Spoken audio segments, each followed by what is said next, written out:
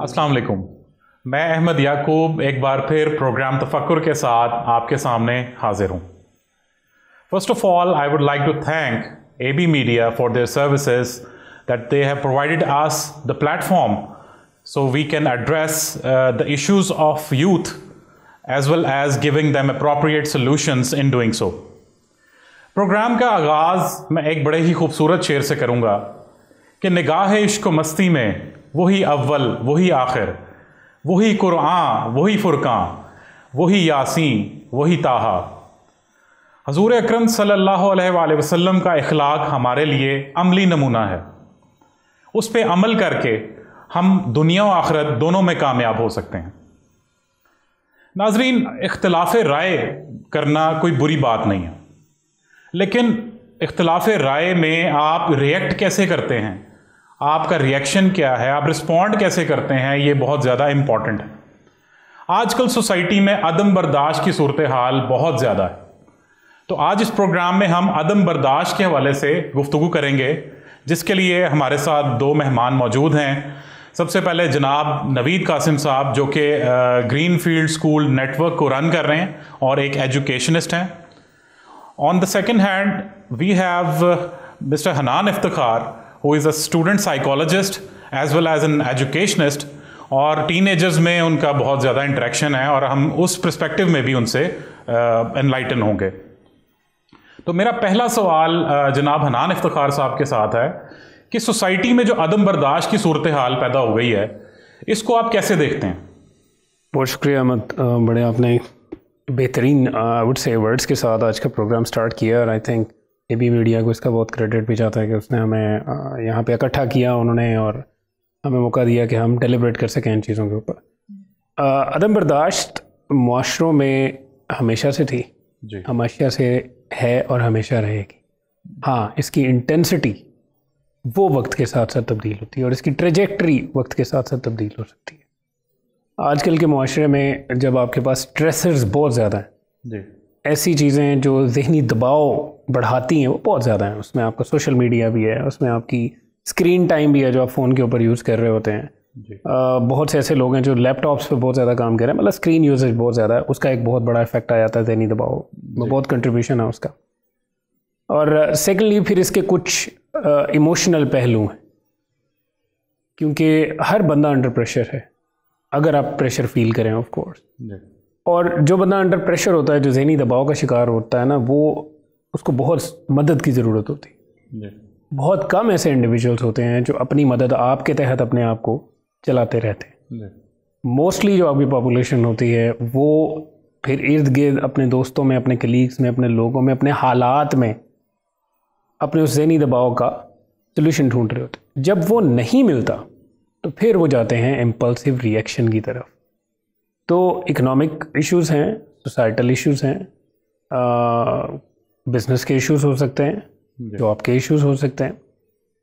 वो जब सब कुछ पाइल अप होता है और जब एक गर्म हवा दिमाग में भर जाती है इंसान के, तो फिर वो कहीं ना कहीं फॉल आउट होना होता है उसका जी।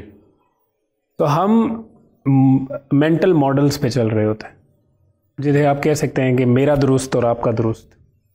अब मेरे दुरुस्त के मुताबिक अगर चीज़ें नहीं चल रही, चाहे मेरा दुरुस्त एक्चुअली दुरुस्त ना भी हो, तो मुझे ये एक इम्पल्शन आप कंपल्शन आप कह लेंगे होती है कि मैं जाके इख्तलाफ में आऊँ, which is a good thing.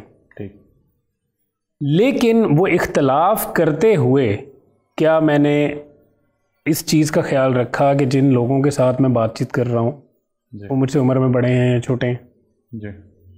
क्या मैंने अल्फाज का चुनाव दुरुस्त किया जी?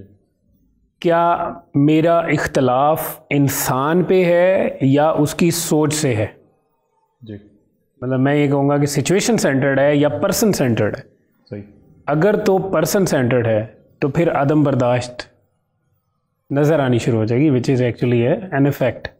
अगर सिचुएशन सेंटर्ड है तो फिर एक हेल्दी डिस्कशन शुरू हो जाती है, फिर आप मसले का हल ढूंढने निकल जाते हैं। काफ़ी सारे पहलू हैं। मैंने कोशिश यही की है कि बहुत सी चीज़ों को मैं अपनी इस नरेशन। यानी आपके कहने का मकसद है कि ज़्यादातर जो पर्सनालिटी सेंटर्ड चीज़ें हैं, आपको कोई बंदा पसंद है या नहीं है, ये ज़्यादा मैटर करता है कि वो बोल क्या रहा है और किस कॉन्टेक्स्ट में वो बात कर रहा है। क्योंकि ऐसी सूरत में आपके दिमाग की वो जो फैकल्टी होती है ना लॉजिकल रीजनिंग की, वो माउफ हो जाती है जी। और लॉजिकल रीजनिंग तभी इफेक्टिव रहती है जब आपके सामने छोटी छोटी चीज़ें आ रही हों, फिर आप उनको कनेक्ट करते हैं, कनेक्ट करके एक तस्वीर बनती है, वो तस्वीर ठीक है या गलत है, फिर उस पर बहस होती है।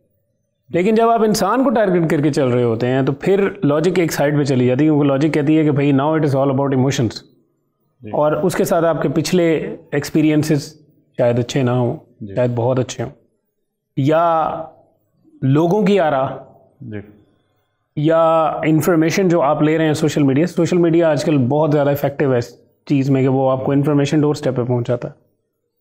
लेकिन अगेन पॉइंट यही है कि बहुत सी चीज़ें इकट्ठी हुई हैं और मैं खुद भी जजमेंटल हुआ हूँ इंसानों के बारे में, हालात के बारे में नहीं। सही। तो फिर ऑटोमेटिकली, क्योंकि मैं इसको यूजुअली अदम एतमाद को समझा जाता है कि एक बड़ा इमोशनल एलिमेंट है, मैं इसे इमोशनल नहीं मानता। ये इंतहाई टेक्निकल चीज़ है, ये टेक्निकल प्रॉब्लम है, और इसको जितना टेक्निकली हम हैंडल करेंगे, जितना ज़्यादा उन इश्यूज़ को हाईलाइट करेंगे जो कॉजेज़ हैं, तो मेरे ख्याल में ज़्यादा बेहतर हो जाएगा। बिल्कुल अदम एतमाद है, अदम बर्दाश्त है, और बल्कि अगर मेरे मुंह से अदम एतमाद निकल ही गया है तो अदम एतमाद भी इसमें एक बहुत बड़ा रोल प्ले कर रहा है। बिल्कुल सही। अच्छा नवीद साहब, आपसे क्वेश्चन है कि जब बेहतरी मकसद हो तो इख्तलाफ राय का होना बहुत अच्छी बात है। अगर बेहतरी की तरफ आप जाना चाहें तो लोग जो हैं वो इन पर्सन अटैक्स पे क्यों आ जाते हैं? जी अहमद साहब, एक्चुअली ये होता है कि हमारी तरजीहात हैं, हमारी प्रायोरिटीज़ हैं कि हमारे सोशल सेटअप में लोग सिर्फ अपनी सोच को और अपने आप को डोमिनेट रखने के लिए हमेशा सोचते हैं कि जी मैं सही हूँ, अगरचे वो जानते हुए भी कि अगर किसी टाइम पे वो गलत भी हैं, लेकिन अपने एक जिस प्लेटफॉर्म पे हैं वो अपने आप को गलत साबित होने से बचाने के लिए वो ज़्यादातर कोशिश करते हैं कि जी किसी न किसी तरीके से जो मेरी बात है, मेरी आर्गूमेंट है, मेरी दलील है, वो हर सूरत मुझे झूठा साबित ना किया जा सके, मैं जो है वो बिल्कुल राइट वे हूँ, मेरे में कोई खामी नहीं है। तो उसके लिए इसका हल ये है कि जो है ना, एक रेफरेंस पॉइंट्स जो हैं जी, हर इंसान हमारे सोशल सेटअप में रेफरेंस पॉइंट हर इंसान को अपने जहन में रखने चाहिए कि अगर मेरे जहन में कोई इख्तलाफ जो है वो है किसी बात के बारे में, तो हम किस रेफरेंस से कह रहे हैं कि ये ऐसा सही नहीं है। तो रेफरेंस पॉइंट मेरा ख्याल यही होना चाहिए कि कुरान और हदीस। आपकी तरजीहात ये होनी चाहिए। अगर आप सपोज अदम बर्दाश्त का शिकार हैं तो सोचे कि हमारे प्यारे नबी सल्लल्लाहु अलैहि वसल्लम ने इस सूरत हाल में क्या किया, हमारे प्यारे नबी सल्लल्लाहु अलैहि वसल्लम के साथियों ने इस सूरत हाल में क्या किया। अगर कोई इख्तलाफ करता था तो उसका आंसर क्या होता था, किस तरीके से उसका जवाब होता था। तो ये जो है अपने आप को आई थिंक के देखें का जब भी होता है ऐसा है कि लोग कहते हैं लो जी उसने ज़्यादती की तो इसके जवाब में मैंने ये ऐसा किया। हालांकि बर्दाश्त तो यही है ना कि एक इंसान जो है अपनी मेंटल स्टेटस किस मेंटल स्टेटस में है उसके लिहाज से वो ज़्यादती कर जाता है। तो ज़्यादती के जवाब में ही बर्दाश्त होती है। अगर वो ज़्यादती ना होती तो फिर तो बर्दाश्त या अदम बर्दाश्त का कोई कॉन्सेप्ट ही ना होता। तो हमें ये गौर करना चाहिए कि अगर किसी एक इंसान से, किसी हमारे माशरे में या स्टूडेंट से या नौजवानों से कोई इख्तलाफ होता है, कोई किसी से कोई ज़्यादती होती है, तो उसका जवाब बर्दाश्त या टॉलरेंस जो है वो लाजमी तौर पर अपने किरदार का हिस्सा बनाना चाहिए। बिल्कुल सही। अच्छा हनान साहब, इसी डिस्कशन को आगे बढ़ाते हैं। सर ने बड़ी खूबसूरत बात की कि जब इंसान अपने आप को बेहतर समझता है कि मैं सही हूँ और अगला गलत है, तो वो उसके लिए ज़रूरी नहीं है कि उसको ख़ुद भी पता हो कि वो वाकई में सही है या नहीं। देखें अहमद, कुछ चीज़ें ऐसी हैं जो इंसान के साथ उसकी फितरत का हिस्सा है। सही। जैसे मैं एक बात कहता होता हूँ कि गुस्सा बुरी चीज़ नहीं है जी, लेकिन अगर आपका गुस्सा प्लान्ड है, आपने उस पर काम किया है, आपने सोचा कि गुस्सा कब, कहाँ, कितना, किस तरह से, किसके साथ और क्यों करना है, फिर वो आपका गुस्सा बुरा नहीं लगेगा। अब देखें ना, एक आदमी कुएं में खुदा न खास्ता गिरने वाला है, और अगर मैं ये कहूँ कि मैं जनाब कभी ज़िंदगी में चीखा नहीं हूँ, तो अभी भी मैंने उसको बड़े मोहतरम आप कुएं में, मेरे ख्याल में मैं शायद कुएं तक ही पहुंचूंगा और वो कुएं में चला जाएगा मकसद से। तो मुझे चीखना पड़ेगा, मुझे उस पर शाउट करना पड़ेगा, ओ भाई ध्यान करो, ओ क्या कर रहे हो, आगे देखो। But that doesn't make me a बदतमीज़। सही, ठीक है जी। फिर कई ऐसे मामला होते हैं जिसमें अगेन इंसानी फितरत है, हमें कुछ चीज़ें हमारे दिमाग में, सर ने जिस तरह रेफरेंस पॉइंट की बात की, बड़ी खूबसूरत बात थी ये, इंसिडेंट्स भी एज अ रेफरेंस पॉइंट हमारे दिमाग में छप जाते हैं। मुझे जब ये बचपन में वो मेरी मदर थोड़ा सा घूर देती थी, लेट सपोज, वो मुझे घूरना भूलता नहीं था क्योंकि उसके साथ अब अटैच्ड है कि ये काम नहीं करना, राइट। वो एक ज़रूरत बन जाती है। लेकिन ये होती हैं चीज़ें वहाँ पे इफेक्टिव जहाँ पे it's a matter of life and death, right. Otherwise आप रीजनिंग करते हैं, Right. आप बताते हैं। इख्तलाफ राय एक बड़ी अहम चीज़ है और हमें शायद बच्चों को, हमने बचपन में ही उनमें इख्तलाफ राय वैसे बुरा बना दिया था। जी। जब वो आगे हमसे सवाल पूछते हैं और हम उन्हें कह देते हैं कि ये सवाल पूछने वाले नहीं है, जी। या तुम इतने सारे सवाल क्यों पूछते हो। सही। या मैं उसे कुछ चीज़ बता रहा हूँ बच्चे को और वो डिनाई कर रहा है उसको या उसके अगेंस्ट जाने की कोशिश कर रहा है, तो I will try to kill the argument, because मैं बड़ा हूँ, यू नो।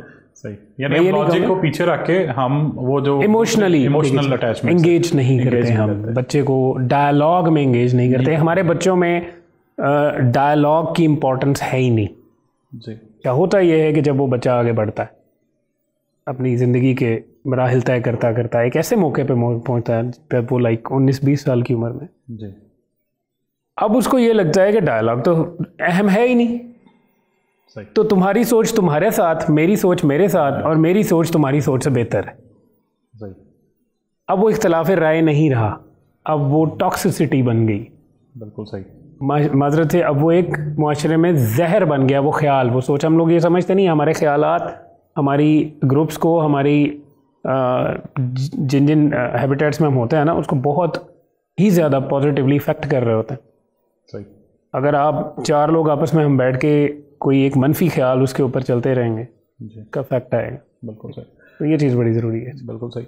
अच्छा, मैं स्पेसिफिकली टीनेजर्स की थोड़ी बात करूंगा कि आप एक स्कूल सिस्टम को रन कर रहे हैं और आपका रोज़मर्रा इंटरेक्शन बहुत सारे मसाइल से होता होगा कि जिसमें स्टूडेंट ने टीचर से बदतमीज़ी कर दी, कोई बहुत सारे ऐसे मामलात हो जाते हैं। तो बदतमीज़ी की वजूहात तो बहुत सारी हो सकती हैं, लेकिन उसमें मेरे ख्याल में एक वजह यह भी है कि स्टूडेंट्स के पास इंफॉर्मेशन बहुत ज़्यादा है। अब जो वो out of the way question करता है अपने टीचर के साथ, तो वहाँ पे कॉन्फ्लिक्ट पैदा हो जाता है। तो इस सिचुएशन को आप कैसे देखते हैं और आपके रोज़मर्रा जो रूटीन है उसमें ये चीज़ें हैं या नहीं हैं? बिल्कुल, ये तो हमारी जो कल्चर है, हमारे सेटअप जो हमारी कंट्री में है, इसमें मोस्टली अदारों में ये चीज़ें तो रोज़मर्रा हैं जो सब मुशाहिदा करते हैं, फेस करते हैं। तो इसके लिए ये है कि सोल्यूशन इसका ये है कि जो टीचर्स होते हैं वो रोल मॉडल होते हैं। अक्सर हम बहुत सारे जो टीचर हैं वो तो बहुत अच्छा यानी परफॉर्म कर रहे हैं, बहुत अच्छा लोगों को, बच्चों को गाइड कर रहे हैं, अपनी जो एक अप टू द मार्क है, जो उनकी रिक्वायरमेंट है स्टूडेंट्स की, उनके ऊपर पूरा उतर रहे हैं। लेकिन इसके साथ साथ ऐसा भी है कि teacher as a role model वो पूरा उतर भी नहीं रहे हैं, बहुत सारी परसेंटेज ऐसी भी है। तो उसके लिए ये है कि टीचर्स जो हैं वो सबसे पहले अपनी नॉलेज को, अपने सब्जेक्ट को, अपने टॉपिक को परफेक्ट करें। जो आप पढ़ाने जा रहे हैं उसके लिए वेल प्रिपेयर्ड हों। उसके लिए जो है वो ऐसा ना हो कि आप जो है वो टाइम पास करने जा रहे हैं। ये अदारों के मालकान को आई थिंक के बड़ी स्ट्रिक्ट सुपरविजन करनी चाहिए कि वो जो टीचर्स जो हैं स्टूडेंट्स को फेस कर रहे हैं, क्या उनके मुताबिक उनका की जो रिक्वायरमेंट है, उनकी जो डिमांड है, उसके पूरा उतर रहे हैं या नहीं है, जस्टिफाइड लेसन दे रहे हैं या नहीं दे रहे हैं।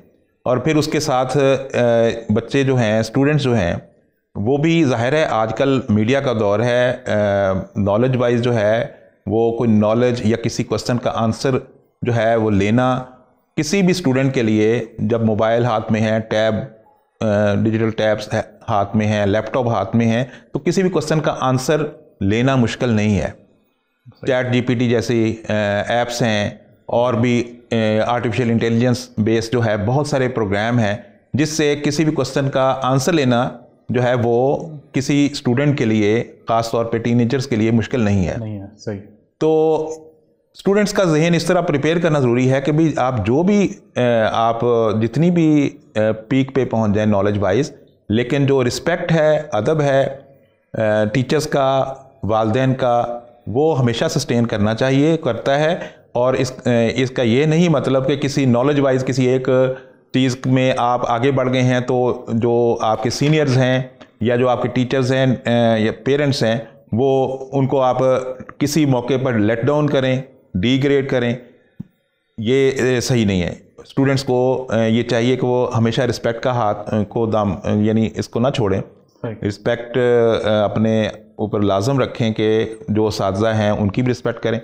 इसके साथ ये है कि टीचर्स जो हैं वो स्टूडेंट्स को इस तरह स्पेयर ना करें, उनकी जो क्वेश्चंस हैं उनका सलूशन उनको ज़रूर दें। क्वेश्चन रेलेवेंट हैं ज़ाहिर है तो वो उनका सलूशन ज़रूर दें।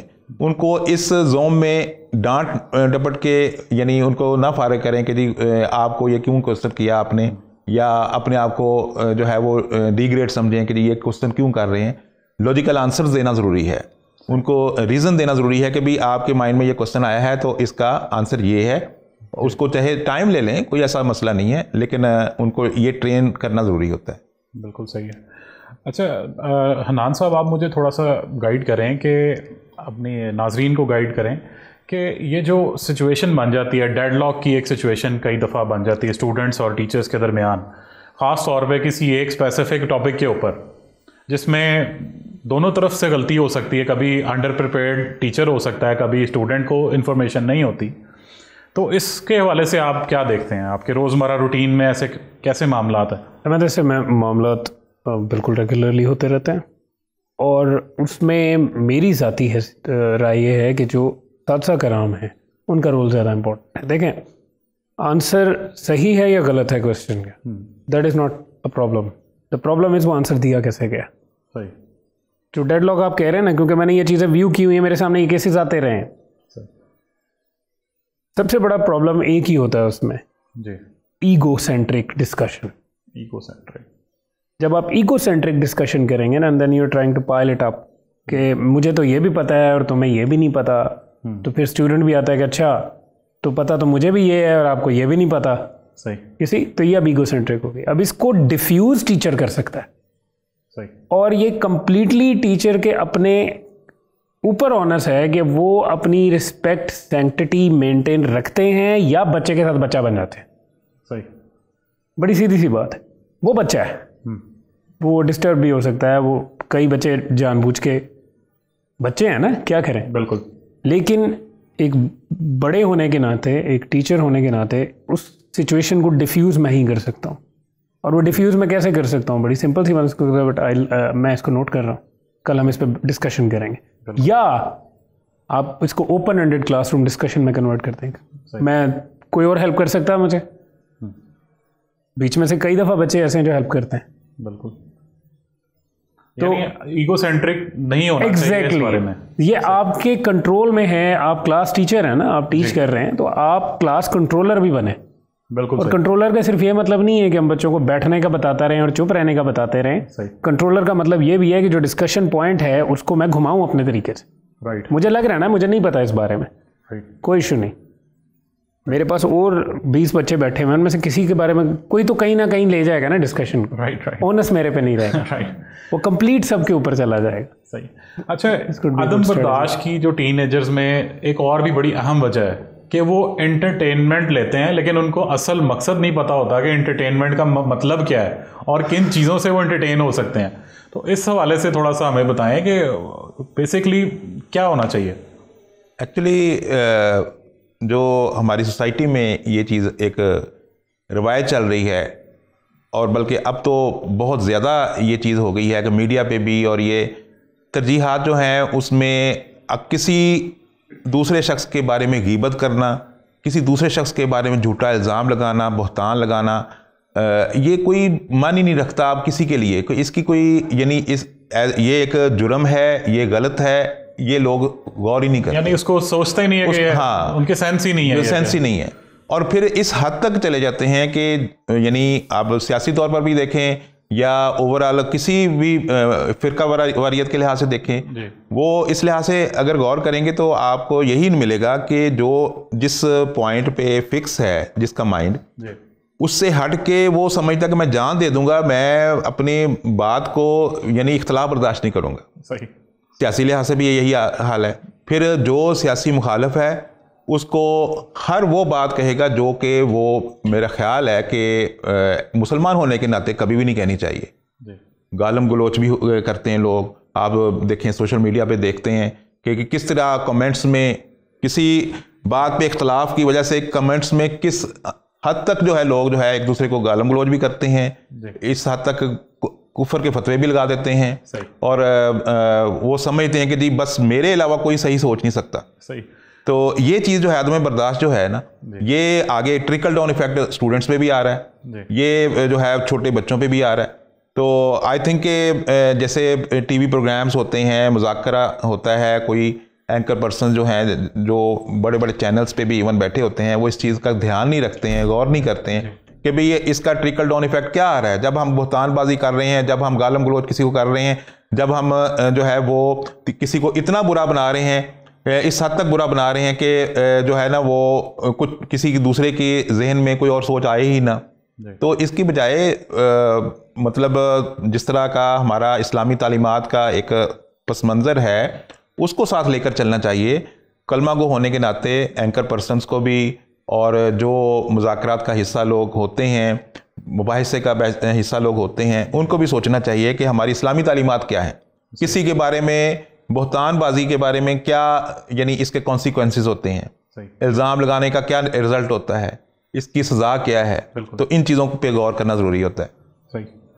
अच्छा, अब ये सारी सिचुएशन सोसाइटी में अनान साहब चल रही हैं, एक बच्चा जो है वो इतनी नेगेटिविटी को परसीव कर रहा है, एब्जॉर्ब कर रहा है, तो उसको अपने मेंटल पीस के लिए, क्योंकि उसका मेंटल पीस होना बहुत ज़रूरी है, अगर उसने कोई बर्दाश्त का मादा पैदा करना है अपने अंदर, तो उसके मेंटल पीस के लिए क्या करना चाहिए? अहमद, सबसे पहले तो ये है कि जिस तरह मैंने पहले एक बात की थी आपसे कि सोर्सेज ऑफ स्ट्रेस बहुत बढ़ गए हैं। बिल्कुल। कुछ मामलात में कुछ चीज़ों को एलिमिनेट कर देना बेहतर होता है, कुछ चीज़ों को फिर आप रेगुलेट करते हैं। बिल्कुल सही।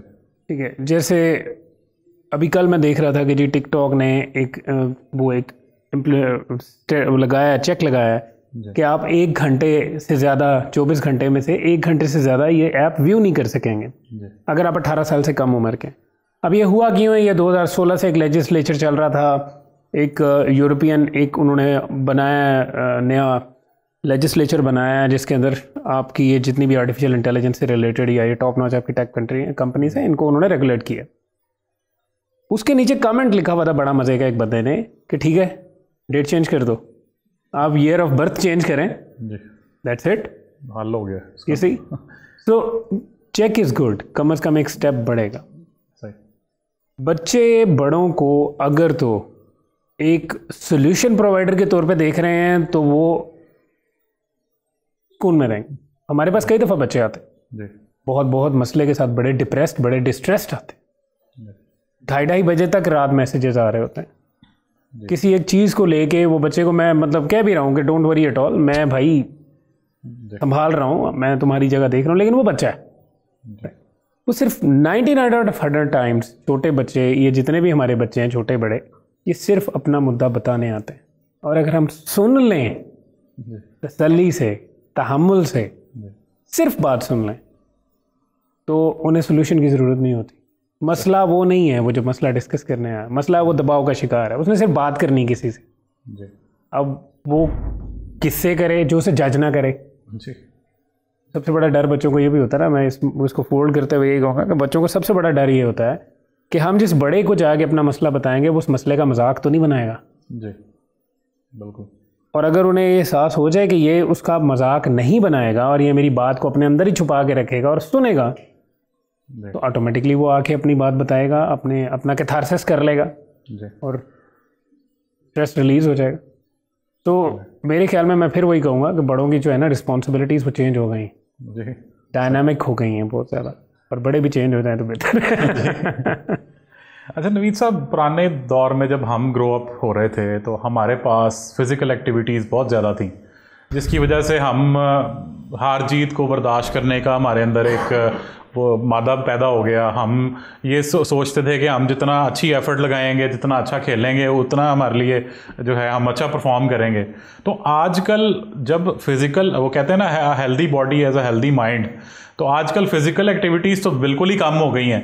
तो जब सारे लोग गैजेट्स में घुसे रहेंगे, सारी चीज़ें होंगी, तो मेरा नहीं ख्याल कि लोग इस तरीके से अपने जो एक्सर्शन है, मेंटल एक्सर्शन कर सकेंगे और वो सारे मामलात कर सकेंगे। तो स्कूल्स के अंदर और कॉलेजेस के अंदर आप किस तरीके से इसको आप भी इनिशिएट करते हैं ऐसे जो इवेंट्स हैं? डेफिनेटली बहुत सारे स्कूल्स में ये चीज़ बड़ी मैटर करती है कि स्पोर्ट्स की क्या एक्टिविटीज़ हैं और मुख्तलिफ को करिकुलर एक्टिविटीज़ क्या हैं, तो इस पर फोकस तो करते हैं। लेकिन जो ओरिएंटेशन है लोगों का, बच्चों का रुझान है, वो एज सच फिज़िकल कंपटीशन में बहुत कम हो गया। यानी जिसमें फ़िज़िकल कोई एक्सर्जन हो, एक्सरसाइज हो, उसमें स्टूडेंट्स जो है ना अक्सर अवॉइड करते ही पाए गए हैं। अच्छा चलें, ये होता है कि वो गैजेट्स में, वीडियो गेम्स में वो बहुत एक्सेल करते हैं। उनको छोटे छोटे बच्चों को वीडियो गेम्स ऐसे ऐसे वो टेक्निक्स आती हैं कि जी वो खुद ही डाउनलोड भी करते हैं और खुद ही वो प्ले करते हैं, सारा कुछ करते हैं। तो जो उनकी एक एज वाइज रिक्वायरमेंट थी कि ग्राउंड्स में वो खेलें और उनकी जो है फिज़िकल हेल्थ इन्हांस हो, बेहतर हो, वो जो है ना वो बहुत कम हो गई है। स्कूलों में टाइम लिमिटेड होता है, उसमें यकीनन ये चीज़ होती है, लेकिन उस हद तक नहीं होती। पेरेंट्स को भी इस चीज़ में थोड़ा ये करना ज़रूरी है कि वो अपने स्टूडेंट, अपने जो बच्चे हैं, उनको इस ऐसी जगहों पे एनरोल करवाएं, कंपटीशन में पार्टिसिपेट करवाएं, कोई बैडमिंटन, कोई स्पोर्ट्स, कोई फुटबॉल या इस तरह के गेम्स में करें। लेकिन ये है कि वो एक अपनी स्ट्रिक्ट सुपरविजन में हो, ऐसे कंपनी वो ना अडॉप्ट कर लें कि जिससे वो उनको नुकसान भी हो। तो एक लिमिटेड हद तक स्कूल्स ज़रूर करते हैं, लेकिन इन बच्चों की ओरिएंटेशन डाइवर्ट करने के लिए पॉजिटिव साइड पे ये ज़रूरी है कि पेरेंट्स भी इसमें कोऑर्डिनेट करें। ओवरऑल हमारे जो गवर्नमेंट की तरफ से कुछ थोड़े से ऐसे स्टेप्स होने चाहिए। आप ये देख सकते हैं कि जो डेवलप्ड कंट्रीज़ हैं, तरक्की याफ्ता, उनके पास तो हर तरह के रिसोर्सेज हैं। अब यहाँ पे जो है स्टूडेंट, जो टीनेजर्स हैं, वन व्हीलिंग करते हैं। अक्सर मैं सोचता हूँ कि ये वन व्हीलिंग का इतना इनको जुनून होता है, तो इनको कोई ऐसा प्लेटफॉर्म दें जिस जहाँ पे वो सेफ एंड सिक्योर ये अपनी ये शौक पूरा कर सकें। और इस कोई यानी जैसे कार रेस होती है, बाइक रेस होती है, इस तरह के प्लेटफॉर्म बने हों तो वो उसमें कंपटीशन में भी पार्टिसिपेट कर सकें और अपना ये जो एक जुनून है उसको भी ये नहीं रिजॉल्व कर सकें। यानी यहाँ पे वो स्केटिंग के अरीनाज होने चाहिए, विद सेफ्टी वो वन व्हीलिंग करें या वो सारे मामले सुपरविजन में करें, वो परस्यू करना चाहते हैं। बिल्कुल, इसके ऐसी ग्राउंड्स होनी चाहिए, ऐसे जो है वो ट्रैक्स बने होने चाहिए जहाँ पे वो रनिंग की, रेसेस की जो है ना वो प्रैक्टिस कर सकें और इस तरह के जो है फिर वो ट्रेजेडीज, एक्सीडेंट्स का शिकार ना हो जो आजकल हम देखते हैं। तो हमारे बहुत ही ये बड़ी अनफॉर्चुनेट बात है कि ग्राउंड्स और इस तरह के एवेन्यूज़ है ही नहीं है, बहुत कम है। और पॉपुलेशन इतनी, जिस रेशो से पॉपुलेशन बढ़ रही है उस रेशो से इस चीज़ की तरफ जो है कोई तवज्जो ही नहीं है। अगर कोई है भी तो वहाँ पे लेडीज पार्क बन जाता है। हाँ। या वो कॉलोनी का वो एक पोर्शन जो है प्लॉटिंग हो जाती है वहाँ पे। हाँ, बिल्कुल। तो वाकई सही कह रहे हैं, नौजवान फिर क्या करेगा? तो उनका सोल्यूशन ये है, अगर हमने उनको हटाना है, वन व्हीलिंग से हटाना है, उनको इवन ये जो ड्रग्स से अवॉइड करवाना है, मुख्तलिफ जराइम से अवॉइड करवाना है, तो उनके लिए ऐसे एवेन्यूज़ हों जहाँ पे वो अपनी जो एनर्जी है, एक टीनेजर्स की एनर्जी होती है, वो उसको एक जस्टिफाइड तरीके से वो यानी उसको रिजॉल्व कर सकें। बिल्कुल सही। हनान साहब, आपसे हम रिक्वेस्ट करेंगे कि आप इसको कंक्लूड हम करें इस प्रोग्राम को, कि हमें कौन से ऐसे प्रिकॉशनरी मेजर्स लेने चाहिए और हमें किस तरह से रिएक्ट करना चाहिए इस सोसाइटी के लिए। देखिए जी, आप इंसान की अपनी कोई रिस्पेक्ट नहीं होती, रिस्पेक्ट होती है उसकी वैल्यूज़ की। सही। अगर आपकी वैल्यूज़ हैं, अगर आप इंटेग्रिटी रखते हैं, लोग आपकी वैल्यूज़ की रिस्पेक्ट करते हैं। आप टाइम पे आ रहे हैं, चाहे दिन है, चाहे रात है, चाहे तूफान आया हुआ, बारिश आ रही, लेकिन आप टाइम पे आ रहे हैं, people will respect you for that. Right. कुछ भी है और आप क्लास में अपनी बच्चे के साथ अपनी जो उनकी क्लास में आप एंटर हो रहे हैं और आपको आपके बारे में एक आवाज़ बनी हुई है कि जी फलां सर या मैम जो है ना वो बहुत टाइम के पाबंद, सही कहते कुछ नहीं है, बस टाइम पे आ जाते हैं वो, तो हमने भी टाइम पे पहुंचना है। This is a value, right. फिर इंटेग्रिटी आ जाती है। इंटेग्रिटी इज़ कि जब कोई भी नहीं देख रहा आप फिर भी दुरुस्त काम करें। बिल्कुल। हमारे बच्चों से हमारी एक्सपेक्टेशंस तो बहुत ज़्यादा हैं, लेकिन हमने कभी ये नहीं सोचा कि हम उन्हें कुछ ऐसा दे रहे हैं कि वो हमें फॉलो करें। मतलब व्हाट शुड दे रिस्पेक्ट। बिल्कुल। अगर टीचर भी फेसबुक के ऊपर सेल्फीज ऐड करेंगे और बच्चे उसके साथ ऐड होंगे, मैं जनरल बात कर रहा हूँ, तो बच्चा तो ये समझेगा ये मेरे जैसा, सही। तो फिर वो क्यों रिस्पेक्ट करेगा? यानी वो एक गैप होना, सर वो गैप मेंटेन करना है हमने जी। और वो गैप मेंटेन करने के लिए दो चीज़ें फाइनल मैं वर्ड करूँगा, फिर हम इसे कंक्लूड कर देंगे। मैं अपने आंसर को कंक्लूड कर दूंगा कि पहली चीज़ तो ये है कि मुझे अपनी वैल्यूज़ को अपहोल्ड करना है जी, अपने बच्चे का ट्रस्ट जीतने के लिए जी। आप खुद देखें ना कि आप एक ऐसे बंदे पे ज़्यादा ट्रस्ट करेंगे जिसका एक ट्रैक रिकॉर्ड है कि वो बड़ा कंसिस्टेंट है एक चीज़ के बारे में। वैल्यूज़ हमें कंसिस्टेंट भी बनाती जी, राइट। और दूसरी बात यह है कि उस बच्चे के सामने मैं एज अ सोल्यूशन आऊँ जी।